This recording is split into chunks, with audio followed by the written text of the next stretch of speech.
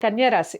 అవును. కన్యా రాశి వారికైతే మీరు ఒక మొబైల్ తీసి ఓపెన్ చేసి చూస్తే హ్మ్. ఎన్ని విషయాలండి. ఒకటి అసలు ఫినాన్షియల్‌గా వీళ్ళంత స్ట్రాంగ్ ఎవరు ఉండరు. 10 సంవత్సరాలు, 12 సంవత్సరాల వరకు వీరు పట్టిందల్లా బంగారం. అంటే ఒడిదుడుకులుంటాయి. చిన్న చిన్న పొరపాట్లు, చిన్న చిన్న ప్రాబ్లమ్స్ ఉన్నా ఓవరాల్‌గా చూస్తే వీళ్ళకి ఒక పుష్కర కాలం పాటు సూపర్‌గా ఉంటుంది కన్యా రాశి అని చెప్పిన వాళ్ళు ఉన్నారు. నేనే చేశాను వాళ్ళతో. ఇక ఈ ఇప్పుడు ఈ షష్టగ్రహ కూటమి వలన పెళ్ళిళ్ళు పెటాకులవుతాయి. వీళ్ళ దాంపత్య జీవితంలో అసలు బీభత్సమైన మార్పులొచ్చేస్తాయి. అందరూ భార్యాభర్తలు అందరూ చాలా జాగ్రత్తగుండాలి. ఈ పరిహారాలు జేయండి, ఆ పరిహారాలు జేయండి. అబ్బా! ఊదరగొట్టేస్తున్నారు ఒక రకంగా చెప్పాలంటే. మీరేం చెప్తారు? ఈజ్ ఇట్ అసలు ఇవన్నీ నిజాలేనా? నిజంగా ఒక గ్రహ ప్రభావం వలన ఇంత గొప్ప మార్పులు ఉంటే అసలు ప్రపంచవ్యాప్తంగా కన్యా రాశి వారి పరిస్థితి ఏమిటి? వాళ్ళు నిజంగా భయభ్రాంతులకు గురైపోయి ఇంట్లోనే ఒక మూలన కూర్చోవాలా? అసలు వాళ్ళు ఎలా ఉంటారు? స్ట్రాంగ్‌గా ఉండొచ్చంటారా? వాళ్ళ మీద ఎలాంటి ప్రభావం ఉంటుంది? చెప్పండి. కన్యా రాశి వాళ్ళకి షష్టగ్రహ కూటమి కేంద్ర స్థానమైనటువంటి సప్తమ భావంలో వచ్చింది. హ్మ్. అయితే ఈ రాశ్యాధిపతి, రాశి నుంచి దశమాధిపతి అయినటువంటి బుధగ్రహము మిథున రాశి అధిపతి కూడా ఆయన కేంద్రంలో ఉంటాడు హ్మ్. సప్తమంలో. ఇది 6 గ్రహాలతో పాటు. హ్మ్. సో మీరన్నారు గదా! వాళ్ళు భయభ్రాంతులు 10 సంవత్సరాలు వాళ్ళ కెరియరు, ఫైనాన్షియల్ పొజిషన్ ఇవన్నీ. హ్మ్. మీకొక చిన్న విషయం చెప్తాను మేడం. ఇప్పుడు హ్మ్. ఒకటే రాశి ఫలాన్ని భిన్న రకాలుగా అంటే రకరకాలుగా విశ్లేషిస్తారు. విశ్లేషిస్తూ ఉంటారు. అవును. సో దానికొక కామన్ మ్యాన్‌కి క్లారిటీ ఏంటంటే, జ్యోతిష శాస్త్రం అన్నది ఒక కామన్ మ్యాన్ టు కామన్ మ్యాన్‌కి అర్థం అవ్వాలంటే, ఒక జ్యోతిష శాస్త్రం అన్నది ఒక రా మెటీరియల్. హ్మ్.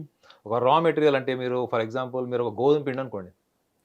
ఒక గోధుమ పిండితోని ఒక జ్యోతిష్యుడు చపాతీలు చేస్తే, ఇంకొకడు దాంతో ఇంకొక పిండి వంటలు చేస్తాడు. పూరి చేస్తాడు. లేకపోతే ఇంకా రకరకాల వంటలు చేస్తాడు. అది వాళ్ళ యొక్క నైపుణ్యము, వాళ్ళకున్నటువంటి క్రియేటివ్ థింకింగ్ ఉంటది. హ్మ్. ఎందుకంటే జ్యోతిష శాస్త్రంలో మీరెప్పుడైతే విశ్లేషణ చేస్తారో, విశ్లేషణ చేసేటప్పుడు ఒక సబ్జెక్టివ్ ఒపీనియన్ ఉంటుంది మేడం. సబ్జెక్టివ్ ఒపీనియన్ అంటే నేను నమ్మేది, నా అనుభవం నుంచొచ్చింది, హ్మ్. హ్మ్. నా గట్ కాన్ఫిడెన్స్. కొంతమంది చెప్తారు చూడండి, నాకు ఐఐటీ వస్తది, నేను మెడిసిన్ వస్తది, నాకు స్టాంపింగ్ అయితది అమెరికాది. ఎట్లా చెప్తారు వాళ్ళు? హ్మ్. అప్పటి వరకు రిజల్ట్ ఏం తెలీదు. అవును. But yet they are so confident that they are going to get this result. Hmm. ఆ గట్ కాన్ఫిడెన్స్ ఉంటది చూడండి. ఈ గట్ కాన్ఫిడెన్స్ అన్నది మనకి ఇంట్యూషన్ నుంచి కూడా ఉంటది మేడం. ఓకే. సో, ఇంట్యూషన్‌ని బేస్ చేసుకొని చాలామంది అనుభవం రంగరించి, శాస్త్ర పరిజ్ఞానంతోని వాళ్ళకున్నటువంటి పుస్తక పరిజ్ఞానం, శాస్త్ర పరిజ్ఞానం, అనుభవం, నంబర్ ఆఫ్ హారోస్కోప్స్ చూసిన వాళ్ళు, వాళ్ళకి ఆల్రెడీ పుస్తకాల్లో రాసిన దానికంటే ఎక్స్‌ట్రా ఇన్ఫర్మేషన్ వాళ్ళు గ్యాదర్ చేస్తారు. ఇప్పుడు చూడండి ఆస్ట్రాలజీ నుంచి నేను ఆస్ట్రో సైకాలజిస్ట్ కాలే. హ్మ్. 20 ఏళ్ల నుంచి రంగంలో ఉన్నాను. అయితే ఇక్కడ కన్యా రాశి వాళ్ళకి ముఖ్యంగా ఈ సప్తమ భావంలో వాళ్ళు డబ్బు బాగా సంపాదిచ్చేస్తారు. 10 సంవత్సరాలు ఇట్లా ఉంటారని. ఒకవేళ అలా ఇవ్వాలని వీడియో చూసి, మీరు 10 ఏళ్ళు నాకు ఆర్థిక స్తోమత ఇలానే ఉంటది అనుకుంటే, హ్మ్. మీకొక జోక్ చెప్తా ఫస్ట్. చెప్పండి. కన్యా రాశి వాళ్ళకి ఉద్యోగం వచ్చింది. హ్మ్. హ్మ్. ఇంటర్వ్యూకెళ్లారు. జాబ్ జాబొచ్చిందా? వచ్చింది. మీ హ్మ్. ఛానెల్‌లోనే అనుకోండి. ఒక హ్మ్. కన్యా రాశి వాడు వచ్చాడు. యాంకరింగ్ పోస్ట్ కోసం వచ్చాడు. హ్మ్. మీరు బాగా చేసేస్తున్నారనే కుళ్ళుతో మిమ్మల్ని తీసేసి ఆయన దిగుదామని వచ్చారు ఆ అమ్మాయి. ఆ! For okay. ఎగ్జాంపుల్ అనుకుందాం. హ్మ్.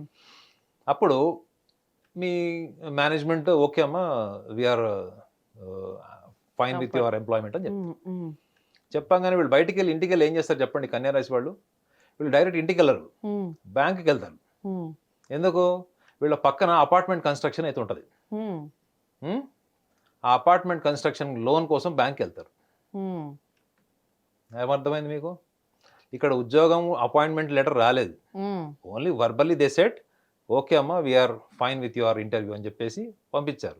సో, ఈమె కన్ఫర్మ్ చేసుకున్నాడు. ఇద్దరు మగ, ఆడ ఇద్దరు కన్యా రాశి వాళ్ళు. హ్మ్. బ్యాంక్‌కెళ్ళి ఆ పక్కనున్న ఫ్లాట్ 2,00,00,000దో, 1,50,00,000 crore ఉంటుంది.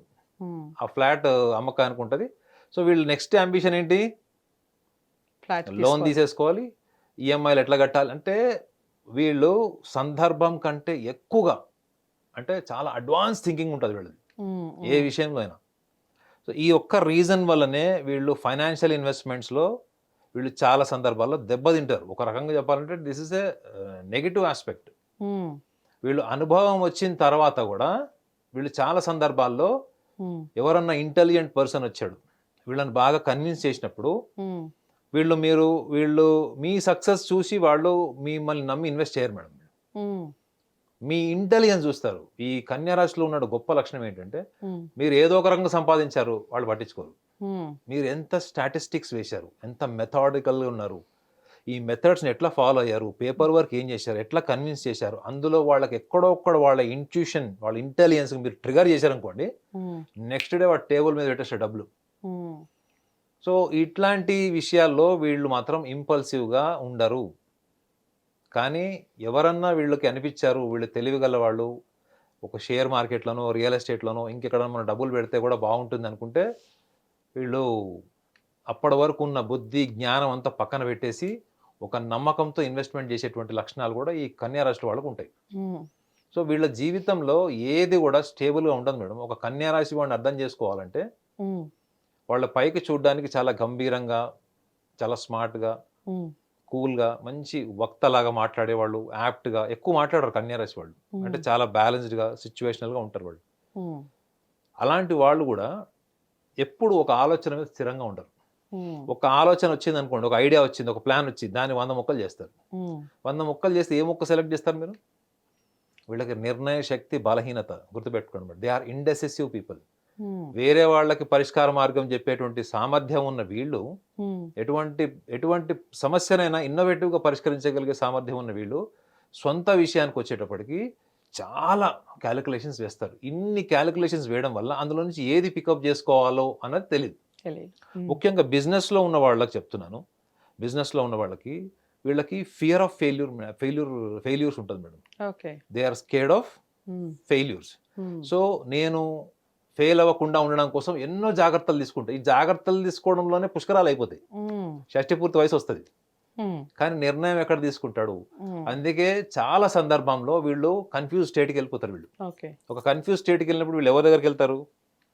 జ్యోతిష్యుల దగ్గర పోతారు, ఉమ్, వెళ్ళి సలహాలు అడుగుతారు, లేదా ఎవరన్నా వీళ్ళకి ఆ ఫీల్డ్కి సంబంధించిన వాళ్ళని వాళ్ళతో డిస్కస్ చేస్తారు, అన్నీ చేస్తారు. ఉమ్, కానీ ఫైనల్ అవుట్పుట్ మాత్రం వీళ్ళకి ఏది దొరికితే అది చేస్తారు. ఉమ్, సో కన్యా రాశి వాళ్ళు వాళ్ళని ఎవ్వరు మోసం చేయక్కర్లేదు మేడం. వాళ్ళే మోసం చేసుకుంటారు. అది మీ స్టేట్మెంట్. అది వాళ్ళని ఎవరు కన్యా మోసం రాశి చేయలేదు. అవును మేడం, నేను ఎవరిని ఫాలో గాను.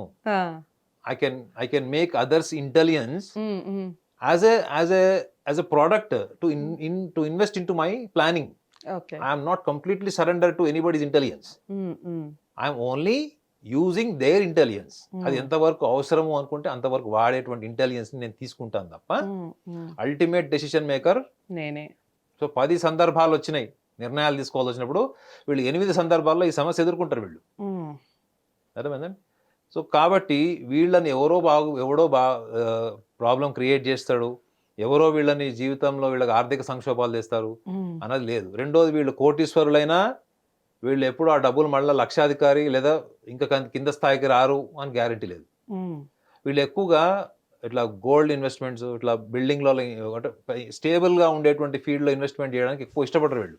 ఓకే. ఆ మల్టిప్లికేషన్ రిస్క్ ఉంటుంది చూడండి, ఉమ్, ఉమ్, వాటిలో ఇన్వెస్ట్మెంట్ చేయడానికి ట్రై చేస్తారు వీళ్ళు. ఓకే. అసలు యాక్చువల్గా వీళ్ళ రాశి వాళ్ళకి రిస్క్ అంటేనే చెప్పా కదా, వీళ్ళకి ఫియర్ ఆఫ్ ఫెయిల్యూర్ ఉంటుంది, రిస్క్ తీసుకోవడానికి భయపడతారు. కానీ ఈ too much of meticulous calculation వల్ల వీళ్ళు ఏం చేయాలో తెలియక, ఆ క్షణికావేశంలోనో లేకపోతే ఆ స్పర్ ఆఫ్ మూమెంట్లో ఏం చేయాలో తెలియక ఆ డెసిషన్ తీసుకుంటారు. మీరు ఎందుకు చేశారని అడగండి. ఆ టైంలో ఉమ్, వాళ్ళ దగ్గర ప్రాపర్ రీజన్ ఉండదు. అది ఏదో చెప్పి ఒక కన్క్లూజన్కి వస్తారు. ఓకే. సో సప్తమ భావంలో ఉన్నటువంటి ఈ షష్టగ్రహ కూటమి వల్ల ఉమ్, ఇంకొక కోణం కూడా చూడొచ్చు. ఏంటంటే వీళ్ళకి జీవిత భాగస్వాములకు సంబంధించింది, లైఫ్ పార్ట్నర్ లేకపోతే లవ్ ప్రపోజల్స్ ఉన్నవాళ్ళు, ఆల్రెడీ లవ్ రిలేషన్షిప్ ఉన్నవాళ్ళు, ఇప్పుడైతే లివ్ ఇన్ రిలేషన్షిప్ ఉన్నారు. సో వీళ్ళందరిలో కూడా ఒక విషయాన్ని వాళ్ళు గ్రహించాలి, ఏంటంటే వాళ్ళు ఎక్కువ కెరియర్ ఓరియంటెడ్ ఉంటారు. ఓకే. ఈ కన్యా రాశి వాళ్ళు కెరియర్ ఓరియంటేషన్ ఇస్ టాప్. ఉమ్, ఈ కెరియర్కి తప్ప వాళ్ళు ఫస్ట్ ప్రయారిటీ సెకండ్ ప్రయారిటీ ఏదన్నా, first priority is a um, career security. And at the same time వీళ్ళకి పెళ్లికి ముందరే మినిమం కంఫర్ట్స్ ఉండేలాగా చూసుకుంటారు జీవితంలో. అంటే మినిమం అంటే ఒక ఇల్లు, ఉమ్, ఒక లగ్జరీ కార్, ఉమ్, ఈ వీటితో పాటు మీరు వాళ్ళ ఇంట్లోకి వెళ్ళి చూస్తే ఏం కనిపిస్తాయి చెప్పండి? నవ్వుకుంటారు చెప్తే. అమ్మాయికి అయితే ఏం కనిపిస్తాయి చెప్పండి? ఇంట్లో బట్టలు, ఒక 100 జత చెప్పులు, 200 జతల బట్టలు, ఆ, ఆ బట్టలకు సూటబుల్ యాక్సెసరీస్, ఉమ్, ఇవన్నీ మీకు కనిపిస్తాయి. అంటే వాళ్ళు ఇవన్నీ స్టేజెస్ అన్నీ కూడా వాళ్ళు డ్రీమ్ చేసుకుంటారు ఇవన్నీ. ఓకే. ఈ లైఫ్ అంతా ఇలా ఉండాలి, ఇలానే కంటిన్యూస్గా ఉండాలి, లైఫ్ అంతా ఇలా ఉండాలని కోరుకుంటారు. అదే మీరు మగవాళ్ళని చూడండి, మగవాళ్ళు చాలా మటుకు they are also appearance conscious ఉంటారు వాళ్ళు. But at the same time ఈ ఫైనాన్షియల్ మేనేజ్మెంట్ వీటిలో కూడా వాళ్ళు చాలా ప్రాక్టికల్గా ఉంటారు. ఓకే. సో ఇవన్నీ పక్కన పెడితే మనకి ఈ వీళ్ళకి షష్టగ్రహ కూటమి వల్ల వచ్చే నష్టం అయితే ఏమీ లేదు. ఏం లేదు. ఎవరో 10 సంవత్సరాలు వీళ్ళు అద్భుతంగా ఉంటారు అని చెప్పింది కనుక నమ్మి మీరు ఎటువంటి డెసిషన్స్లో కూడా ఇలాంటి ఫండమెంటల్స్, ఇప్పుడు నేను చెప్పిన ఫండమెంటల్స్ మీరు ఇగ్నోర్ చేసి మళ్ళా మీరు కనుక అగ్రెసివ్ అయితే మాత్రం రిపర్కేషన్స్ కూడా వీళ్ళు చూడాల్సి వస్తుంది. రైట్. సో వీళ్ళు ఏ రంగం ఎంచుకుంటే సూపర్గా ఉంటుంది అంటే చిన్నపిల్లలకి సంబంధించి ఇప్పుడు మా పిల్లల్ని ఈ రంగంలో తీసుకెళ్ళాలి అని పేరెంట్స్ తీసుకునే డిసిజన్ ఉంటుంది కదా, వీళ్ళకి అసలు ఏ రంగం సూట్ అవుతుంది? కన్యా రాశి వారికి ఏ రంగం అయితే బాగా రాణిస్తారు? మనకి ఒక ఉంటుంది madam, your nature determines your future అని ఒక సెయింగ్ ఉంటుంది. వీళ్ళ నేచర్లోనే ఇందాక ఏం చెప్పాను, వీళ్ళకి ఒక 100 రూపాయలు ఇచ్చి ఖర్చు పెట్టిన తర్వాత ₹1 ఖర్చు లెక్క కూడా చెప్తారు వీళ్ళు. అంటే they are meticulous from the childhood. అంటే వీళ్ళకి ఏదైనా chartered accountancy, accounts department, finance అంటే ఎంబీఏలో ఫైనాన్స్ లాంటిది, ఇవి స్టూడెంట్స్ లెవెల్లో అయితే మనం వాళ్ళకి ఇది సజెస్ట్ చేయొచ్చు. రెండోది వీళ్ళకి చాలా డీప్ అండ్ పెనట్రేటివ్ నాలెడ్జ్ ఉంటుంది మేడం వీళ్ళకి. అంటే దేంట్లో అయినా చాలా రీసెర్చ్ ఓరియంటెడ్. చూడండి కన్యా రాశిలో పుట్టిన వాళ్ళు చాలా మంది పిహెచ్డీస్ ఉంటారు, లెక్చరర్స్ ఉంటారు, ప్రొఫెసర్స్ ఉంటారు. ఆడవాళ్ళు అయితే చాలా మందికి టీచింగ్ లైన్లో కానీ ఈ లెక్చరర్ ప్రొఫెసర్స్ లైన్లో ఎక్కువ ఉంటారు. ఎందుకంటే ఆ ప్రొఫెషన్ ఎంజాయ్ చేస్తారు వాళ్ళు. కాబట్టి ఈ టీచింగ్ లైన్ ఒకటి, రెండోది మనీ రిలేటెడ్ కాబట్టి ఫైనాన్స్ లేకపోతే ఎంబీఏ ఫైనాన్స్ లాంటిది, anything related to accounts department. ఇందులో అయితే వాళ్ళు ఏంటంటే మాస్టర్ అవుతారు, ఎందుకంటే వాళ్ళ నేచర్లోనే ఉంటుంది కాబట్టి దే విల్ బికమ్ మాస్టర్స్. అది కాకుండా వీళ్ళకి ఇంకేమైనా నెక్స్ట్ లెవెల్ ఏదైనా కావాలి అనుకుంటే వీళ్ళు చాలా అడ్వెంచరస్ నేచర్ కాకపోయినా సిచ్యువేషన్ హ్యాండ్లింగ్ మాత్రం, టఫ్ సిచ్యువేషన్ హ్యాండ్లింగ్లో మాత్రం వీళ్ళు ఎప్పుడు ముందర ఉంటారు. సో ఇట్లాంటి వాళ్ళు ఏదన్నా పైలట్ జాబ్స్ కానీ లేకపోతే ఏదన్నా anything related to more focusing on government jobs, అది కూడా గవర్నమెంట్ జాబ్స్లో కూడా ఆర్మీ లాంటివి, ఎందుకంటే వీళ్ళకి దేశభక్తి భావాలు కూడా ఉంటాయి వీళ్ళకి. సో పోలీస్ డిపార్ట్మెంట్ కానీ ఇప్పుడు ఐఏఎస్ ఐపీఎస్ ఉంటాయి. ఏదన్నా వాళ్ళ ఇంటెలిజెన్స్ సమాజానికి పనికొచ్చేటువంటి రంగం. అంటే ఎంత క్రియేటివ్ ఇంటెలిజెన్స్ ఉంటుందో ఎట్ ద సేమ్ టైం వీళ్ళు అంత డెడికేటెడ్ ప్రొఫెషనల్స్ ఉంటారు. సో వీళ్ళు పోలీస్ డిపార్ట్మెంట్, ఆర్మీ ఇట్లాంటి వాటికి కూడా మోర్ సూటబుల్.